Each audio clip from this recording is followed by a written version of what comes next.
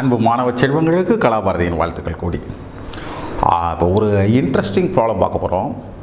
அது என்ன ப்ராப்ளம் கேட்டிங்கன்னா, சப்போஸ் ஒரு 2 கல்லை எடுத்து ஒரே நேரத்தில் வெவ்வேறு வேகத்தில் எரிஞ்சோன்னா, ஒரே நேரத்தில் வெவ்வேறு வேகத்தில், இது வேறு இப்படி எரிஞ்சால் ஒரு கல்லிலிருந்து பார்க்கும் பொழுது மற்றொரு கல் எவ்வாறு பயணம் செய்வது போன்று நமக்கு தோன்றும் என்பதை உணர்ந்து கொள்வதற்காக, புரிந்து கொள்வதற்காக இந்த ப்ராப்ளம். ஸோ ரிலேட்டிவ் கான்செப்டை பற்றி டீப்பர் நாலேஜ் டெவலப் பண்ணிக்கிறதுக்காக இந்த ப்ராப்ளம் கொடுத்துருக்காங்க. Let us examine the problem. 2 stones, 2 கற்கள் are thrown up simultaneously, ஒரே நேரத்தில், from the edge of a cliff.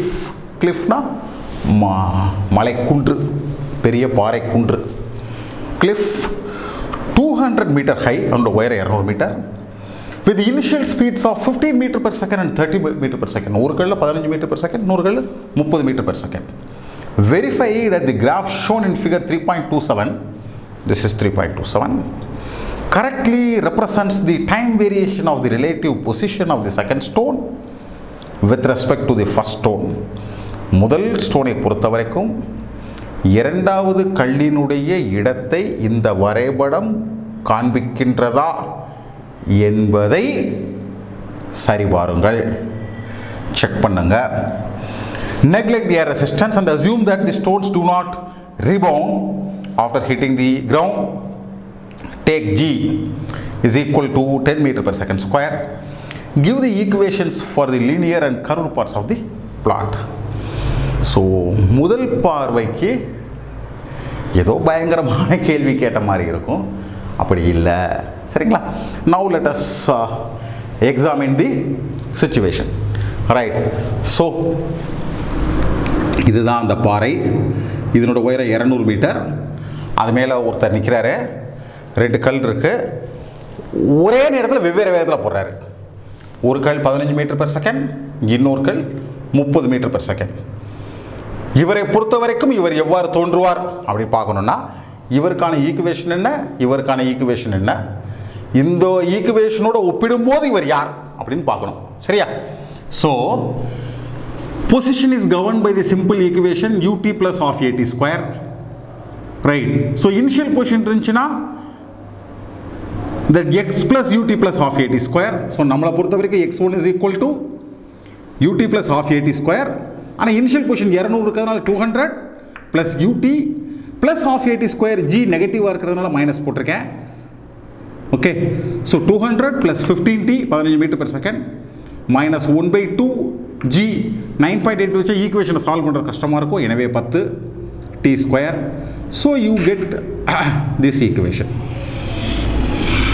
x1 is equal to 200 plus 15t minus 5t square. So இந்த போன கல் தரையில் விழும். சரி, எப்போ விழுதுன்னு வச்சுக்குவோம், t is equal to t1. அப்படி விழும் பொழுது அதனுடைய பொசிஷன் 0 ஆயிரும். So position become 0 at t is equal to some point t1. 200 plus 15t plus t square, இதை சால்வ் பண்ணால் கிடைக்கிறது தான் t, அந்த t1, ரைட்? ஸோ ஈக்குவேஷன் ஃபுல்லாக 5ஆல் டிவைட் பண்ணிடலாம். ப்ராப்பராக போலாரிட்டி மாற்றினீங்கன்னா equation becomes t square minus 3t minus 40. So 40, 5 8 இருக்குன்னா 40, 8ல் 5 கழிச்சா 3. So simply this can be written as t minus 8 into t plus 5. t minus 5 இருக்க முடியாது, அர்த்தமே இல்லை. t is equal to 8. So this is t1. அப்போ இதனுடைய பொருள் என்ன பிள்ளைங்களா? வெறும் சமன்பாடாக புரிஞ்சுக்கிடாதீங்க. முதல் கல் 8 செகண்டில் கீழே விழுந்துச்சுன்னு அதுக்கு அர்த்தம். முதல் கல் 8 செகண்டில் கீழே விழுந்துச்சு. இப்போ ரெண்டாவது கல், ரைட்? அதற்கான ஈக்குவேஷன் என்னது? 200, இங்கே 15 போதும், அங்கே 30t, மிச்சப்படி அதே தான், ரைட்? இப்படி ஈக்குவேஷன் கிடைக்கிது. 200 plus 30t minus 5t square, right? So இதை மாடிஃபை பண்ணால் t ஸ்கொயர் மைனஸ் 60 மைனஸ் 40.